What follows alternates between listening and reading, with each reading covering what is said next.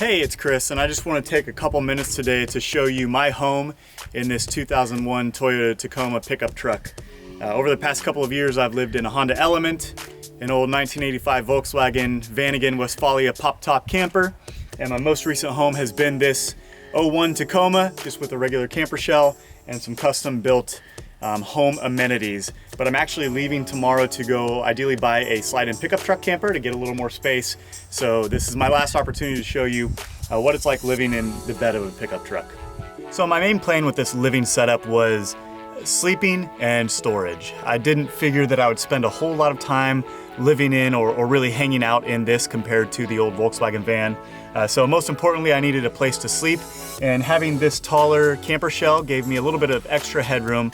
We built this 6-foot long sleeping platform just wide enough for me with a little piece of memory foam, and that enabled me to use all of the underside as storage. One important thing I did though was leave one section open in this back 1/6 of the truck bed. I knew I wanted a little bit of space to maneuver once in the truck. It really helps with getting dressed in the mornings. It also really helps with accessing some of the storage bins I have up toward the cab of the truck, so I didn't have to actually crawl under the entire sleeping platform to get there. And really, eventually I did use it as sort of a hangout area, so I could put my pillows or sleeping bags as a backrest and just lounge back in the mountains at a campsite, read a book for a while, or if it was too cold outside, it did give me a little bit of space to hang out inside. So starting in this rear corner, I just had a 3-gallon water canister, a water jug. I would fill this up anytime I could find some free water sources at parks or even a Walmart or anything like that, but it was pretty simple to have water along the way. I did have my cooler that I've been using for a while. It would mostly be for dry good food storage, but if I ever did get some beer on ice, it could go in the cooler. Up in the front is a 3 dresser drawer type of plastic storage unit that I got from Walmart. That's all my clothes, pretty much everything I would need, and then of course the bed on the other side.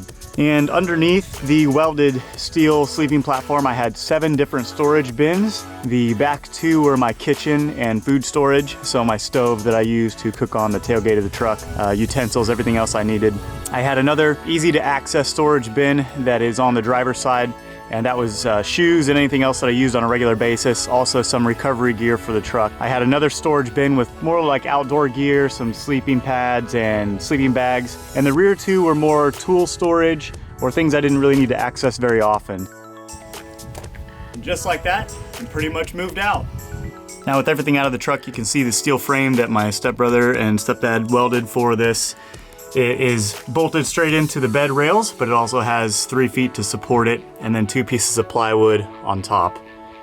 The camper shell itself, I did reseal all of the windows. I cut that hole in the top to install an RV roof vent, and my mom sewed these custom bug nets over each of the windows. With the 2 sliding windows, I also did remove the frame around it and put in some chicken wire for a little bit of extra security if I ever left the windows open and wasn't sitting in the truck.